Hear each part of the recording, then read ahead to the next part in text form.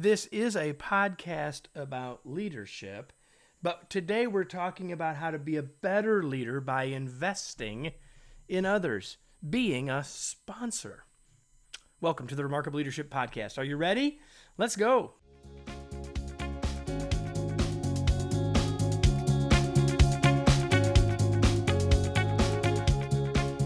Welcome to the Remarkable Leadership Podcast. We are here each week to help you lead more confidently and make a bigger difference, both professionally and personally. This episode is sponsored by From Manager to Remarkable Leader, Kevin's flagship workshop based on his proven leadership model.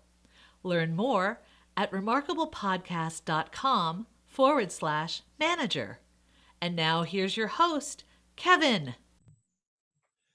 Hey, everybody. Welcome to another episode of the Remarkable Leadership Podcast. I have a great guest for us today who's written a great new book. We're going to tell you all about all of that, but let me tell you about her first. Her name is Sylvia Hewlett. She's an author, an economist, and founder of the Center for Talent Innovation, a New York-based research organization where she now serves as chair emeritus. Her 10 critically acclaimed books include Off-Ramps and On-Ramps and Winning the War for Talent in Emerging Markets. Her newest book, The Sponsor Effect, How to Be a Better Leader by Investing in Others, will be part of our conversation today. So if you're watching, you can see that I have the book right here.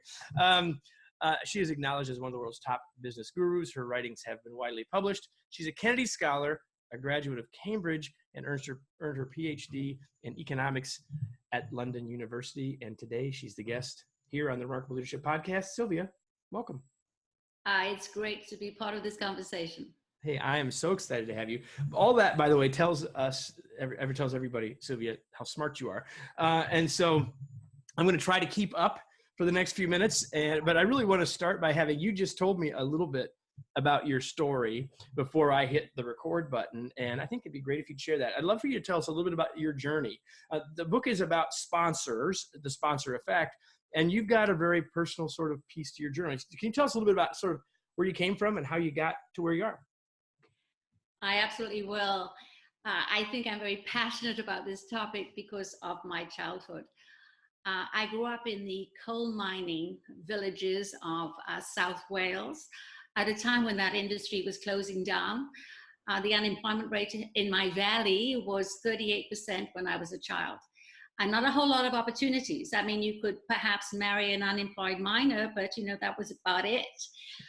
And I had an incredibly remarkable dad, a working class bloke who had hardly traveled outside of Wales. But when I was 13, he took me by bus to Cambridge University. I mean, we didn't have a car, we didn't have a telephone, we didn't have a refrigerator. This was a big deal to venture out of Wales. And he just wanted to show me a place which, as he put it, had lashings of opportunities. And he said, girl, if you work hard, you can go here. He called us girl a lot because he had 6 daughters, no sons.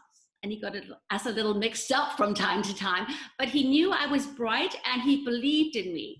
And he thought if he planted a dream and laid out a vision of where I could go, which would transform my life, it would make a big difference. And it did. I mean, I was so inspired. I went back to Wales and worked my tail off because I did go to a very poor school. But I was also in the right place at the right time. And the women's movement was getting off the ground, and there was a Labour government trying to open doors for, kids from the wrong side of the tracks. And did I qualify? So I experienced, really heavy lifting from the outside. My dad, for sure, but also the system was changing, right? And organizations were flinging their doors open in totally new ways. So you've written a number of books, but this book is called The Sponsor Effect. And so my question is, how do you define a sponsor? Because I know, because I read the book, but tell everybody what you mean by that. And then we'll want to make some other distinctions. But when you say leaders ought to be considering being sponsors, what do you mean by that? What does it look like? Right. The 3 things that sponsors do that mentors often don't do. First off, they know and believe in your value, right? They are willing to make a bet on you, use up some political capital on your behalf. So there is this belief in your extraordinary potential. Secondly, they're willing to advocate for you in rooms where you're not present.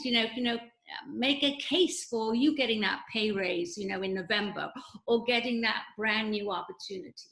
Mm-hmm. And the third thing is that they have your back. In other words, they're in your corner so you can take risks. Because in the data, it seems to say that women, for instance, take less risks than men, that they're more risk adverse. It turns out they're merely not suicidal. Because if you don't have a senior person behind you, making sure you don't get fired if you fail, people don't take risks. So women with sponsors are as risk-taking as men. And it's this presence of this senior person who believes in your value that allows you to, get out there and really do remarkable things.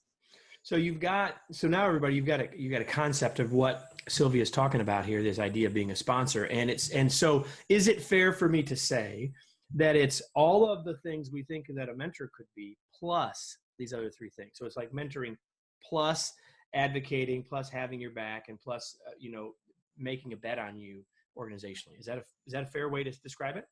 Absolutely. But there's one other huge difference between sponsors and mentors. A sponsor sees it as an investment, not as a gift. And there are very high expectations in terms of what the protege needs to deliver, what that protege needs to give back, because the protege is going to be the wind behind the sails of the senior person. Indeed, Eric, in this new book, I go out of my way to show in the data the payoff to the sponsor for sponsoring well. Because, there's not a leader in the world, no matter how driven, no matter how brilliant, who doesn't need people around them who increase their bandwidth, deliver a value add, skills that perhaps you don't have, and really are busy burnishing your brand and spreading your influence, all of those good things. Those things are done by proteges, not by mentees. And what I'm describing here is a kind of two-way street, right? And it's not quite, to use the old-fashioned language of the old boys club. You scratch my back, I'll scratch yours, but there is a kind of transactional element. And again, the reason that I wrote this book is that it's been going on since the Stone Age. The baton is passed. There are alliances made with younger people, but left to itself, it's a kind of mini-me situation. It's, something that is between people who are in the same comfort zone. And so if you want to open it up to women and to, other diverse individuals, you need to make it a little more transparent, a little more accessible. And that's what the book does. If I think about this book, I think about, Sylvia, that, obviously you've now framed the topic of the book and the purpose for the book. But when I think about the book, if someone says to me later, what would you say about this book? I would say two things. It has a great amount of data because of the Center for Talent Innovation. You guys do a lot of data work. So there's got a lot of data to back up some of the points. But the big thing about this book that sets it apart are the stories. So I want you to pick a story, if you would, from the book or not, that gets at this idea of the investment that's being made by both parties, the reciprocity. Can you just grace us with a story that talks about that particular piece that would be helpful, I think, for folks as they're listening? So let's take Tiger Tyagarajan. He is the CEO of Genpact, a business services firm with about 88,000 people around the world. He recently sponsored a very brilliant woman called Katie Stein. She is now his chief strategic officer. So what has Katie delivered for Tiger, which is transformational for him and for the company? Well, first off, when he went looking for the right candidate for this position, he said, look, I needed a different muscle in the leadership equation. There's a lot of us, alpha men on this top team. Mm-hmm. What I needed was someone who had real chops, someone who would be deeply respected for what she brought to the table, but brought a more reflective, a more probing, a longer term, a more perhaps consensual perspective to the table. And I wanted that person to be able to do it with great competence and poise, because we were a tough crowd. So Katie, quite aside from her gender, had that muscle. She had been at the Boston Consulting Group and then headed up a whole thing at Mercer. She was someone with an enormously impressive ability to do this. And then the fact that she was a woman was a huge plus, because Genpact was expanding very rapidly in Eastern Europe, where there's a big reservoir of highly qualified women technologists.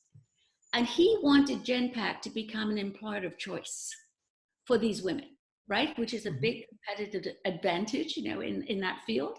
Mm-hmm. And Katie is a very charismatic woman, able to join some of the new women that I know Tiger now has on his board, and become, a critical mass of fantastic women at the top of this company. So that was another huge plus. And obviously she got more obvious things out of it. She was, for the first time, in the on the executive committee of a major firm. Mm-hmm. She was the person that presented the strategic plan to the investor group this time last year. And she was a resounding success, because Tiger set her up for success. He really invested an enormous amount of time in making sure she was, so perfectly prepared and had the bios of every important person in the room in her brain, so right. She, so she can connect. Yeah.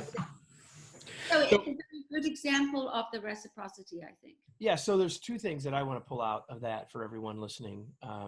One is the clarity that Tiger had about what he needed and what he was looking for. Right. Maybe it's not a blind spot of his, but it was what as he looked at his team, as he looked at himself, he said, here are some things that I need. And he was clear about that, but he was also clear with her about, this is why it's you. And so that clarity of expectation, that clarity all the way around makes his work way better, and gives us a much better chance to get the return on that investment, if you want to talk about that way. And you see, in the middle of this book, Eric, as you know, there's actually a 7-step playbook. Are you looking at my notes? That's what I wanted to go, where I wanted to go next. So I really did want you to talk about that, about the 7-step process. Yes. So can you go ahead and outline those for us briefly? Exactly. And, it is an investment. So they all rely on an I word. First off, a wannabe fantastic sponsor, right, needs to identify the right, very small portfolio of talent. For instance, for Tiger, he identified Katie as a potential person to invest in. Then you have to make sure that your choices are inclusive, because we find one of the biggest gifts to the leader is that if you cross lines of difference, maybe you have someone with a totally different domain of knowledge. Maybe you have someone who actually leads something in China, so you have that global lens.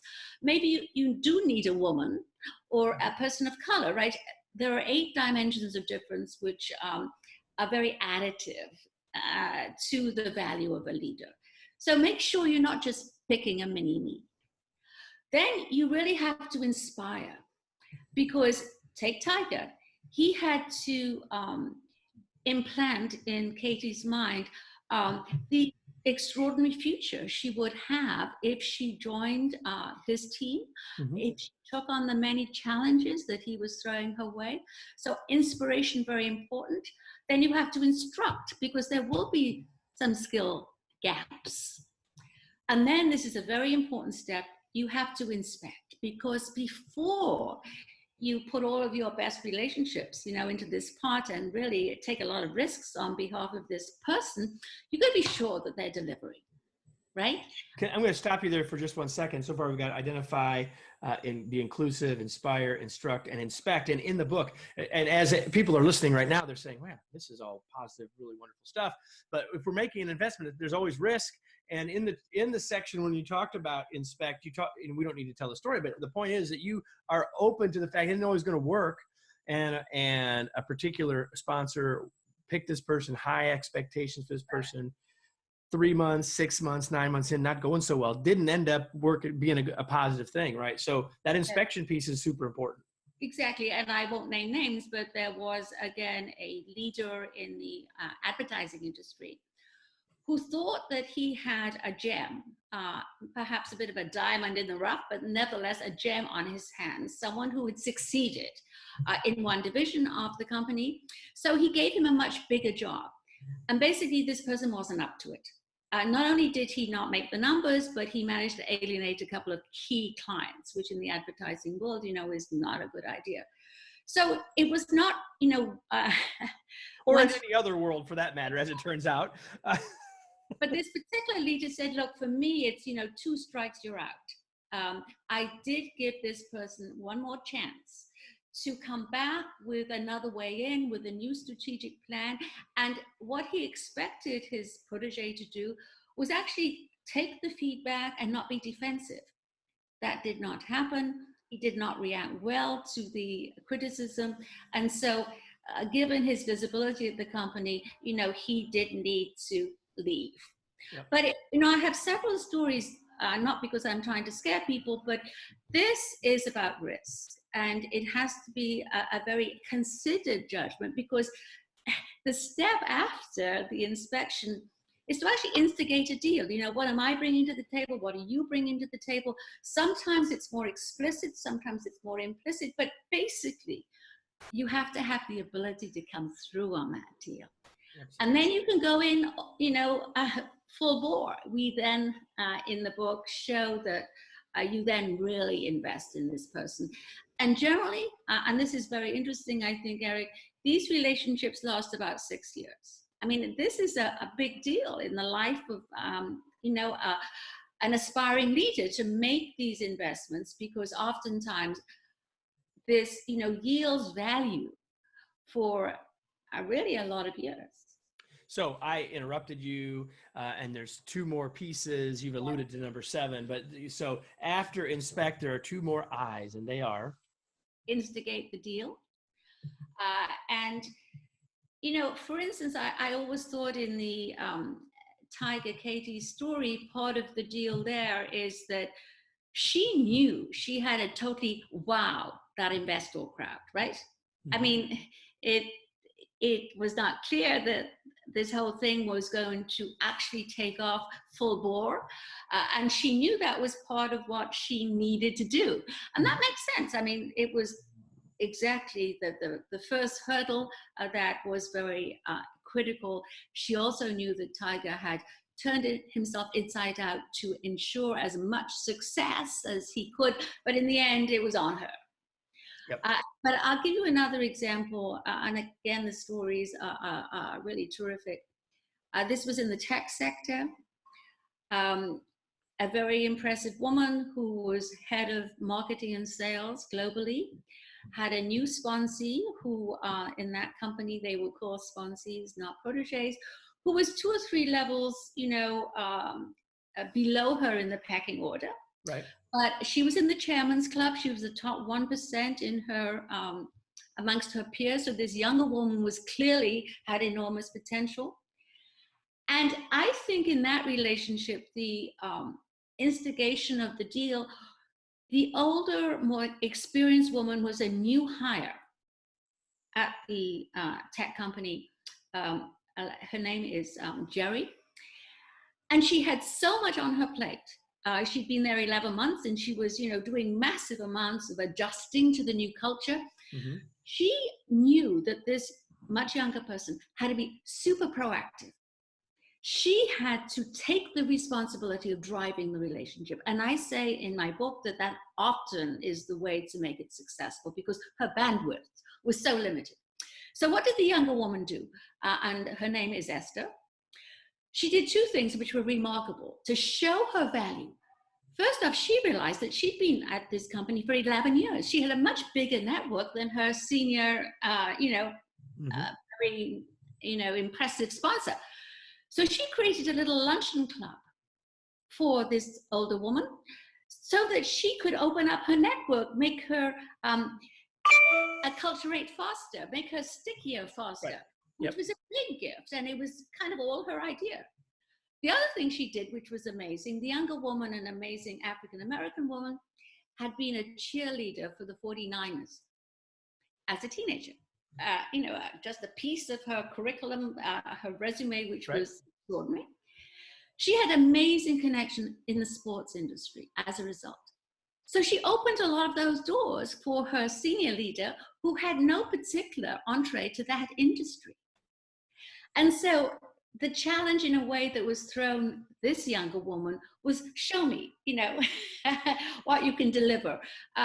Be imaginative, figure out how you can make me feel. You've got to give before you get in some of these relationships. Yep. And it was a remarkable way in which a deal was created, but some of the key elements were really put on the table by the younger of this, alliance pair. So, and then the last I is invest. And you talk a lot in the book about investing, and we've talked a lot about it. You've given some of those ideas up front, really, about what makes it different is about that investment that we make. You just made a statement that says we have to give before we get. And I think that's a profoundly true statement in general. I think it applies here. And I think it goes back to one of the key ideas of this conversation is that this is not about one person doing the stuff for the other. This is a reciprocal relationship that happens to have maybe some power differential related to it, but you're describing how both parties really need to come to the table. Both parties really need to be investing in each other along the way. So with that spirit, I want to take one sort of before we start to wrap up, I want to flip it around and say, okay, many people who are listening or watching us are saying, well, I love all of what I'm hearing, but man, I'd like to have me one of those sponsor people. So how do I look? Can I, should I, and what should I look for if I'm trying to find a sponsor? So let's flip it around. We've mostly been talking about the sponsor. Let's talk about the protege for a second in terms of what could I be looking for in a sponsor? A fantastic central question, Eric. First off, I think we're all mostly on both sides of this equation, right? Unless you're 85 and totally checked out, you will always need to refresh your sponsors. For instance, I interviewed a CEO age 61, and he said he was looking around to find some additional sponsors in his life. And I said, why the heck do you need that? You're CEO. And he said, look, I'm stepping down in 2 years. What do you think I want to do after that? I want to get on some more boards. Now, you really need sponsors for that. Absolutely. And he said, look, we work on both sides of this equation, whether we call it seeking sponsorship or seeking door openers. It doesn't really matter the phrases you use. So I think it's a very good question for many of us.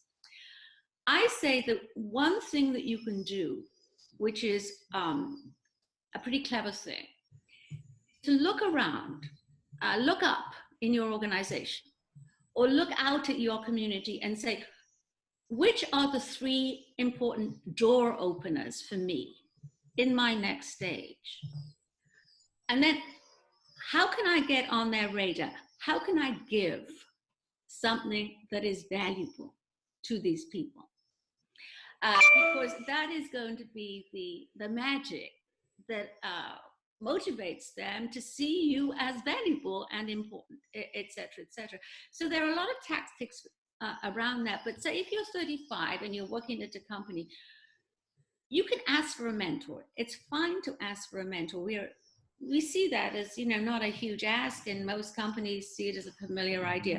So choose a mentor who is well placed to be a potential door opener.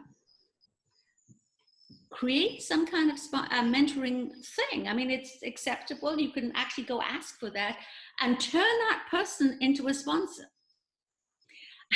And the reason— Give them a copy of the book. Yes, because the fact is, if you have just a vague mentor, they usually are not sitting in the right seat. They can't open the doors for you, right? And in some ways, it then becomes a very low-key kind of thing. You meet for coffee, you share some guidance and advice, but it's not a powerful relationship. You can't really walk up to someone and ask them to be your sponsor, because everyone understands that is asking for the ridiculous, because no one's going to take a massive risk on you without believing in your worth and knowing you and, that kind of thing.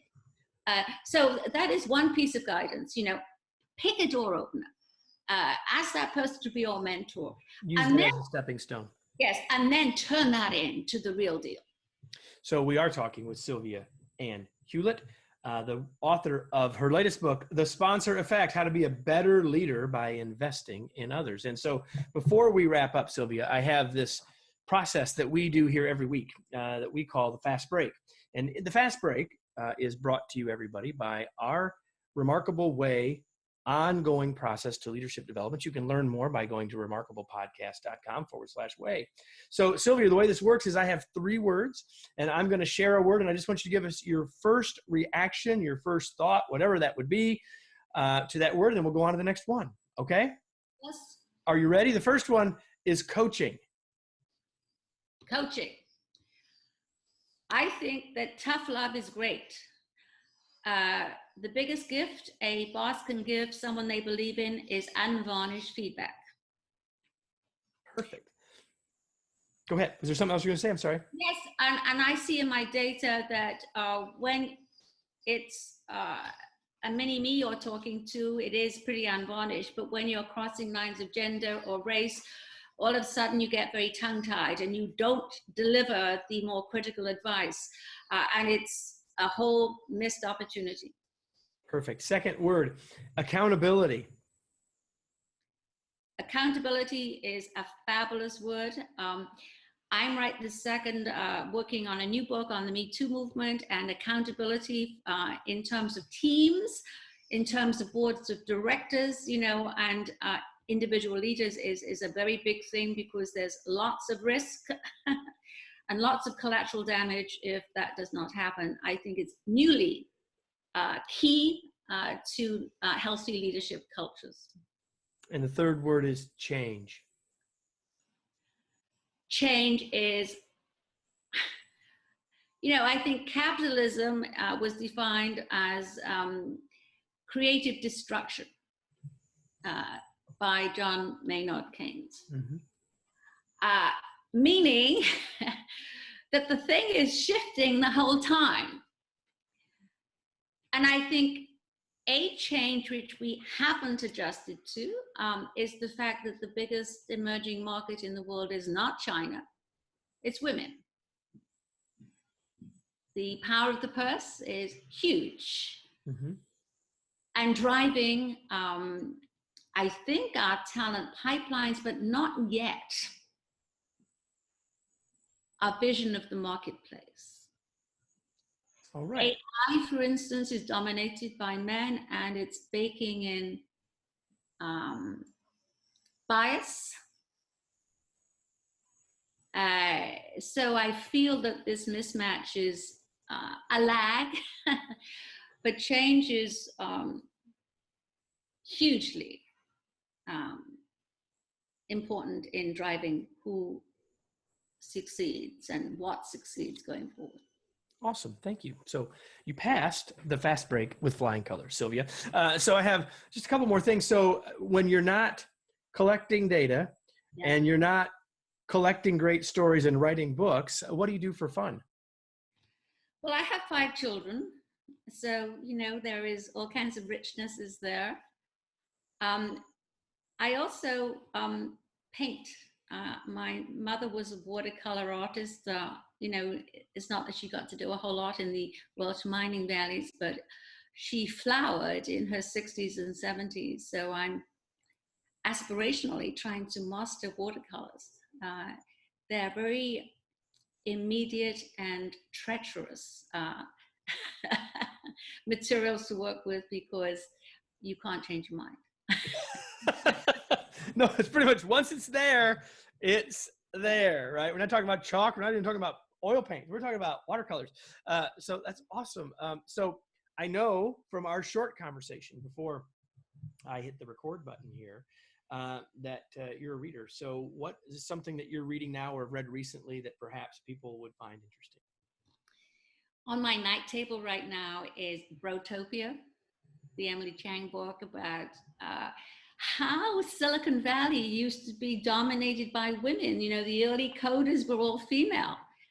And how we somehow turned that whole thing into a world where there has been such exclusion of women. We dropped from 40% of computer science graduates being female to 19. It's totally fascinating and links to change. Absolutely. Take us back to what you just said about change. Yeah, right. So Sylvia, where can people learn more about you, your work, the book, anything? Where do you want to point people this afternoon or today? Well, Twitter, I'm on Twitter, Sylvia Hewlett. I also have a personal website, and my consulting company is called Hewlett Consulting Partners. So I'm all over the net. I think I'm pretty easy to reach. All right. And so that's what you all ought to do, along with getting a copy of The Sponsor Effect, How to Be a Better Leader by Investing in Others. By the time this comes out, by the time you're watching this or listening to this, you'll be able to get a copy anywhere books are sold, Amazon, et cetera, right?